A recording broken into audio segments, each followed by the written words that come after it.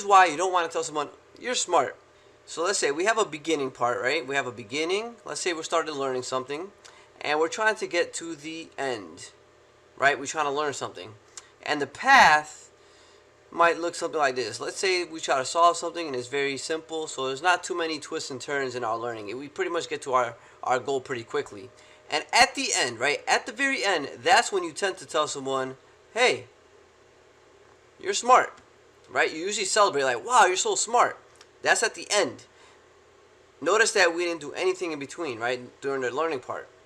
Now let's look at another problem. We have a beginning, similar, right? And then we have an end. Now in this case, we're trying to learn, and this time it's actually a little bit tougher. So, right, so we have a lot of twists and turns. We might get stuck at some points. Don't make any progress. We go backwards, and boom, eventually we finally get to the end. And wow, we did so much work, and at the very end, we say again, hey, wow, you're so smart. You got the correct answer, right? You got it. You did it. Smart. And one thing that we totally ignore, right, quite often is you might ignore the fact that what's going on in between the beginning and the end, right? You're trying to learn something and you actually learned it, right? There's a lot of thinking that goes on there. Mistakes are a big part of it, right? Embracing mistakes. That's key, because anytime you take on a tough task, you're going to make mistakes. So we have thinking involved, we have mistakes, and overall, like if you look at it as an umbrella, it's critical thinking. Like you have to come up with a plan. It's probably something you've never experienced before, so you're going to get stuck. You're going to have to do some research, right? You might have to get a mentor and ask questions. But there's a lot of stuff going on in between. And guess what? You need to push yourself, and it's possible you might not even reach your goal. So think about that. If you're calling someone, telling someone you're smart, and it's only when they accomplish their goal, how are they going to feel when they don't accomplish their goal, when they don't learn their objective or they don't reach their objective? Think about how they're going to feel. If I'm always celebrated as being smart when I reach my goal, but I didn't reach my goal, that means that my only other conclusion is I'm dumb, because I'm only called smart when I get to the end.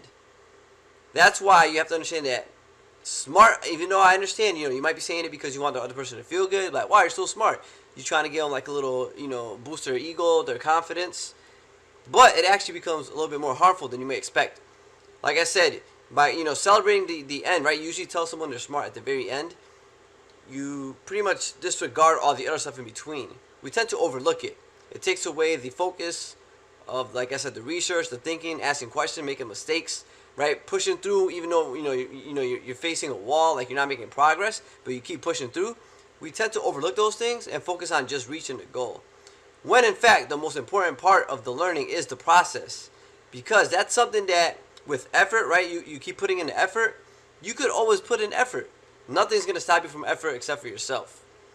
But when it comes to thinking about like I have to reach my goal and that's the only way I'm gonna be smart, research shows that when you constantly focus on things like you're so smart, only celebrating when you reach the goal, that is going to actually make the person less likely to go after tougher problems. Here's what I mean, and this is a study based on from what Carol Dweck did in her book Mindset. She shared the research. They had a group of students that they kept saying, "Oh, you're smart, you're smart," and they offered them different puzzles, right? So they had pretty much two groups. One group, they were praised on effort. The other one is on their smarts. And they offered these two groups puzzle pieces. They did challenging puzzles.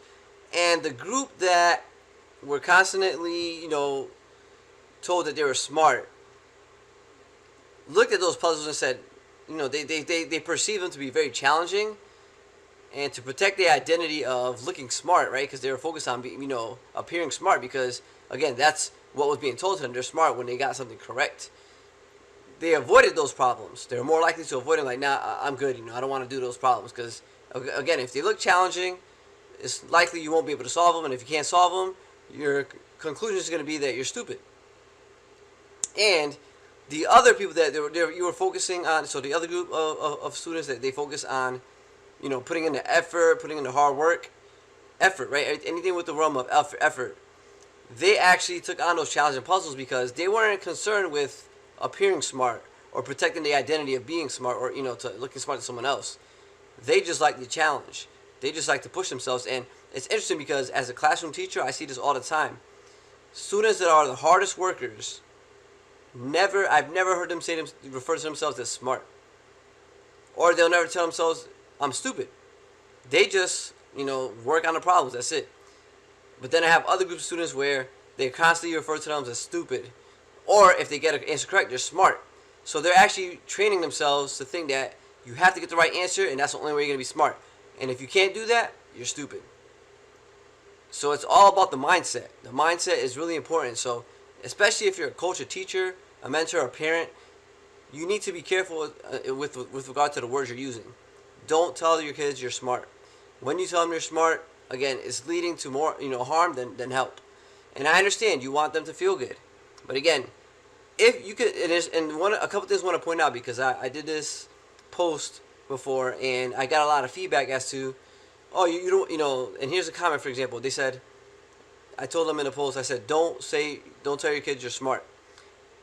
And the response I got in the comments was, oh, so you want me to call them stupid? And I was like, you just made my case. Like, that is exactly the point. Because I tell you don't call them smart, your only conclusion is that you want me to call your kids stupid. You see what I'm saying? So this is the harm of saying you're smart. Because the only other conclusion is if you're not smart, you're stupid. It's a false dichotomy, meaning it leads to the belief that it's either smart or dumb, and there's nothing in between. But you have to, if you focus on the effort, I'm not saying you can't celebrate. I'm just saying, what are you actually celebrating? So at the end, if you accomplish a goal, if the person you're in charge of accomplishes a goal, if you're parenting someone, your child, right, and they accomplish a goal, if you just say, oh, you're so smart, then again, you're leading them to believe that you have to accomplish a goal to be smart. That's not the case. There's going to be a lot of challenging things that you're going to face that you won't be able to solve. But here's how you celebrate. You could tell them, I'm very proud of you. You reached your goal, but you have to emphasize, be very specific. Research shows, be very specific, especially if you want to raise their emotional intelligence. You'll see that they recommend that you have to be very specific as to what it is you want them to appreciate. So if you want your child or whoever you're mentoring or coaching, or you're trying to help out, if you want them to appreciate effort, then praise them for the effort. Like, I'm very proud of you. You were asking a lot of questions. I saw at times that you were really, you were getting stuck and you didn't know what to do, but you didn't give up, right? So you can focus on perseverance. These are big quality skills that you can take that with you no matter what. So next time they face a challenging problem, they know, oh, if I stick with it, if I persevere, it's going to give me a stronger character, right? It's making me better at problem solving. And that's why you have to focus on those things, because those are the quality skills you want. Not someone that's just smart, because again, when you start, saying smart, you're focused on just the outcome, and then again, you put into the shadows the critical thinking skills, like, asking questions, coming up with plans, perseverance. These are all skills that are important. And if you look at like the number one job skill any employer wants is critical thinking. That is one of the most important skills. So if you want critical thinkers, you have to make sure you avoid telling them, the person that you're in charge of, the one that you're parenting, you're coaching, you're mentoring, avoid focusing on saying you're smart. Focus on those skills like that encompass like things like on with regard to effort. So focus on the effort.